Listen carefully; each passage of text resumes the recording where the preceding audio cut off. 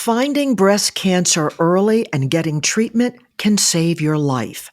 Here to talk about healthy habits for prevention, the best options for detection, and more is Dr. Omazane Amadi, a family medicine physician, obstetrician, and women's care physician.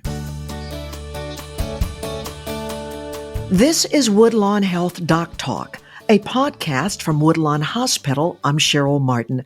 Dr. Amadi, so glad you're with us to discuss this vital topic. Good afternoon. Thank you for having me. First, what are healthy habits women can develop to help prevent breast cancer? I'm glad you asked that question. There are lots of healthy habits that I try to counsel my patients on, just in general, and not just necessarily related to, breast cancer, but definitely play a role in preventing or to help to reduce your risk of getting breast cancer.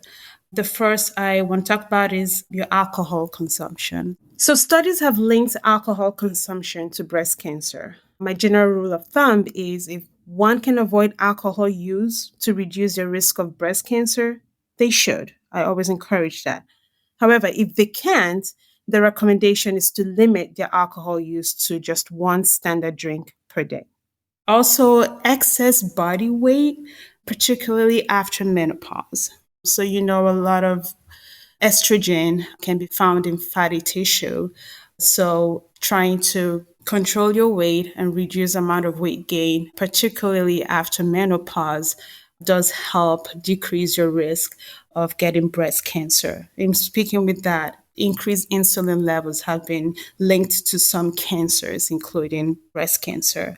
Not being physically active, again, that goes with just general healthy habits. I always counsel both my female and male patients to always increase their level of activity. We don't want to train our bodies to not be physically active. You don't have to go run a marathon. Just taking walks every day or as much as you can.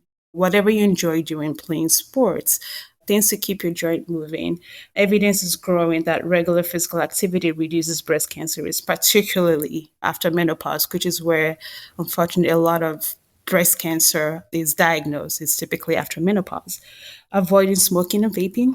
That goes without saying, not just for breast cancer, just it's been linked to so many cancers, smoking or exposure to smoking or tobacco use. So if you're smoking, please quit. One of the hardest things to do is to quit smoking. I think people try an average of 7 times. I want to say, don't quote me on that, but before you quit, it's pretty difficult to quit. But the single best thing you can do for yourself, quitting smoking or vaping.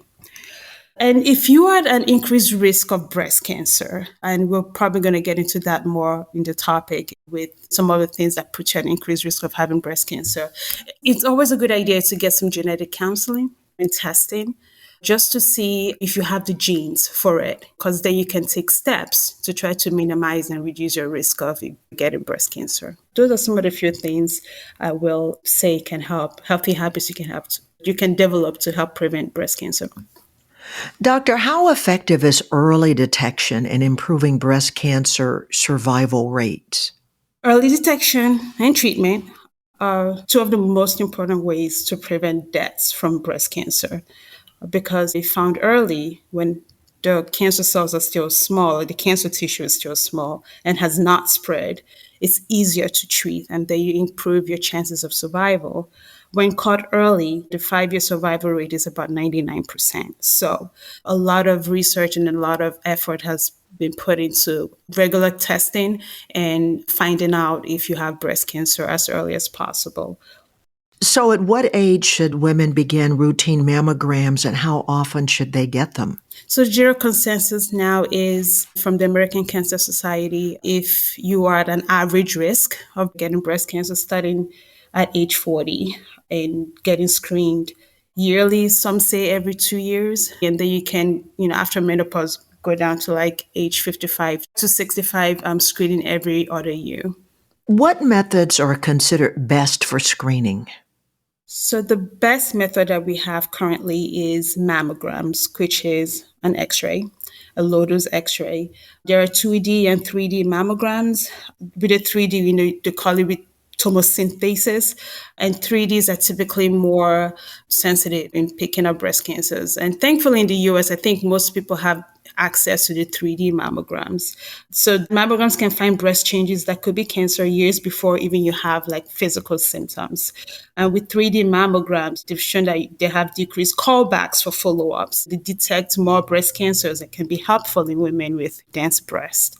And then we have the breast MRI. Typically, I will, after following discussion with my patients, particularly those who have a high risk of getting breast cancers or they have dense breast, I would recommend getting screened every 6 months and alternating between the mammogram and the breast MRI. Because if you're at an increased risk, we really want to be very, very cautious and very diligent in screening, making sure we catch things early. So, are you saying then if a woman has dense breasts, and we can go into more detail about that, you're saying 6 months a 3D mammogram, the next 6 months a breast MRI? Yes.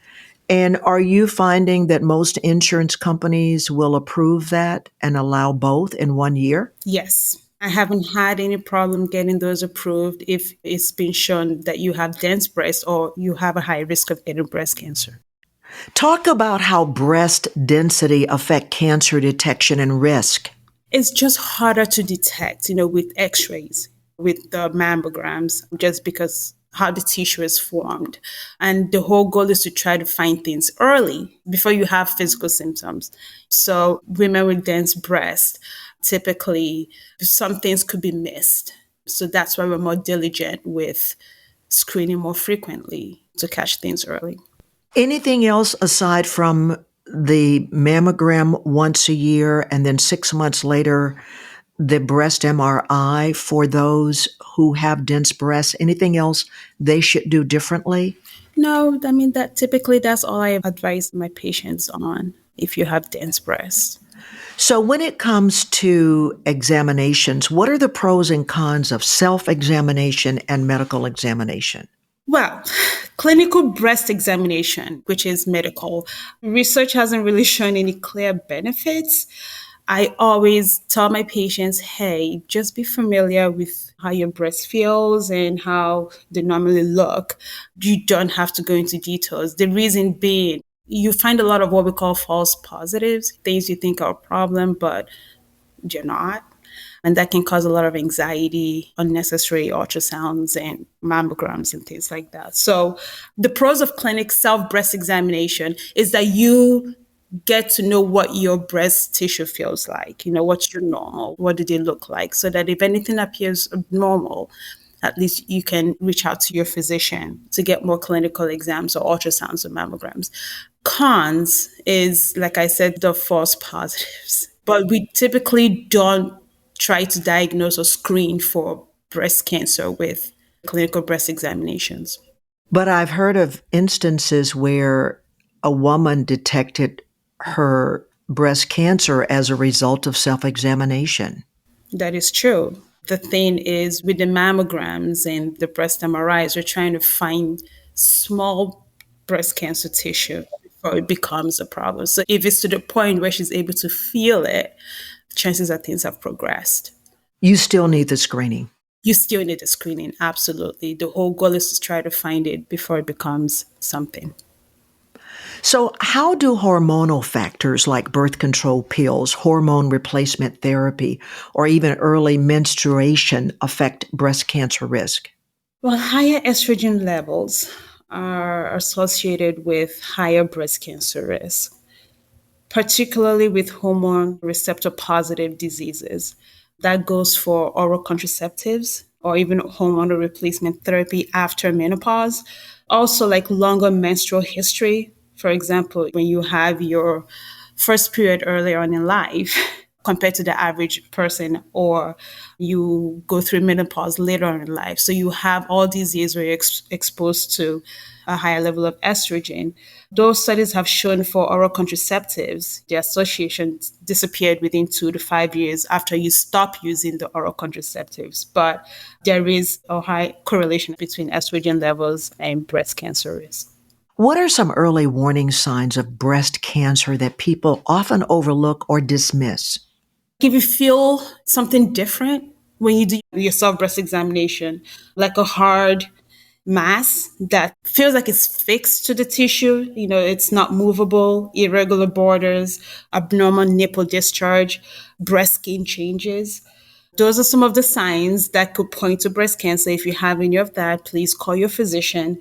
Sometimes in your armpit or your axillary region, the lymph node can be enlarged.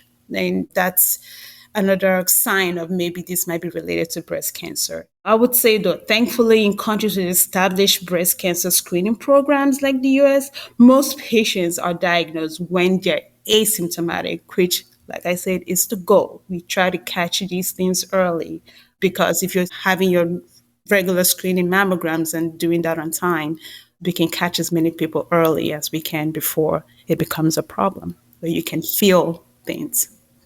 Now, are there preventive medications or treatments available for women who are at high risk for breast cancer? And if so, what are their pros and cons? So there are two classes of medications that are available to help prevent or reduce your risk of breast cancer. The first class are called selective estrogen receptor modulators, or SERMs.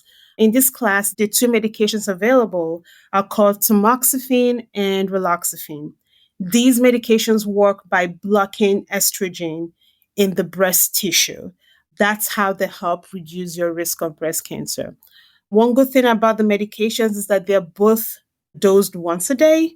Also, tamoxifen comes in a liquid form. Raloxifene, on the other hand, can be used to treat osteoporosis. That means very weak bones in postmenopausal females. So that's one pros to that one as well. Tamoxifen is also an option for premenopausal women. Also, postmenopausal women can use that as well. So women who still have a period, want to reduce their risk of breast cancer, tamoxifen is an option available for them. Cons, I think about the risk of blood clots. So if you have a higher risk of serious blood clots, for example, obesity, you're a smoker, you have a stroke history or history of a heart attack, typically we try to avoid these medications. Also, you avoid tamoxifen in patients who have been diagnosed with uterine cancer or precancer. So the second class of medications that are available as an option to help prevent or reduce your risk of breast cancer, they're called aromatase inhibitors. The caveat with these medications currently is that they are not FDA approved to reduce the risk of breast cancer in the US. Most of the time, they're actually used to treat breast cancer. However, it's an option to consider if, for whatever reason, you're unable to take the raloxifene or tamoxifen, those medications I talked about earlier. For example, if you have blood clots or you have blood clots while taking these medications and you're trying to avoid that, the aromatase inhibitors are options that you can use. Cons, they can cause bone thinning, osteoporosis, just because of the way they work. They could also raise your cholesterol, so you might have to rethink if you have pre-existing heart disease. One other con is that they can cause muscle and joint pain.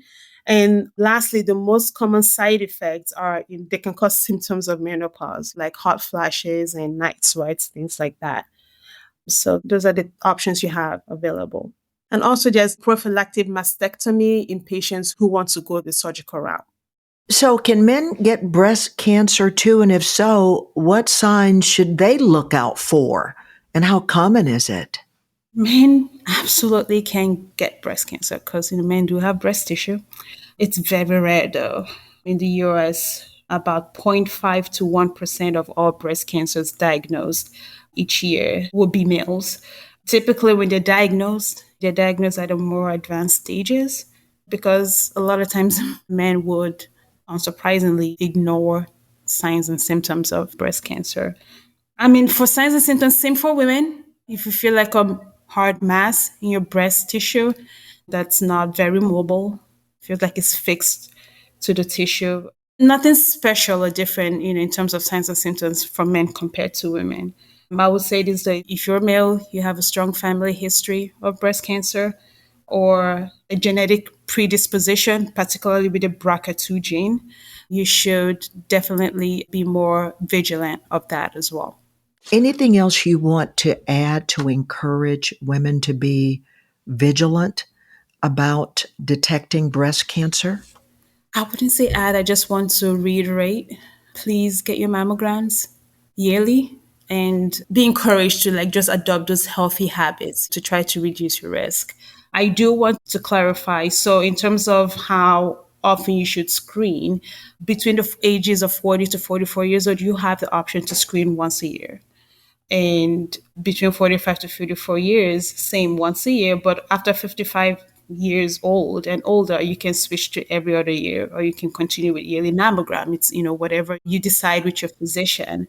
And you continue to screen as long as you're in good health, or you're expected to live at least 10 more years, even beyond, for example, 75 years old. You can still keep screening if you're otherwise in really good health. Dr. Omazana Amadi, thank you so much for educating us on breast cancer. Great practical information. Thank you. I appreciate that. Thank you for having me. To schedule your mammogram, just call 574-224-1151. To schedule an appointment with Dr. Amadi, call 574-223-2020. If you found this podcast helpful, please share it on your social media. And thanks for listening to Woodlawn Health Doc Talk, a podcast from Woodlawn Hospital.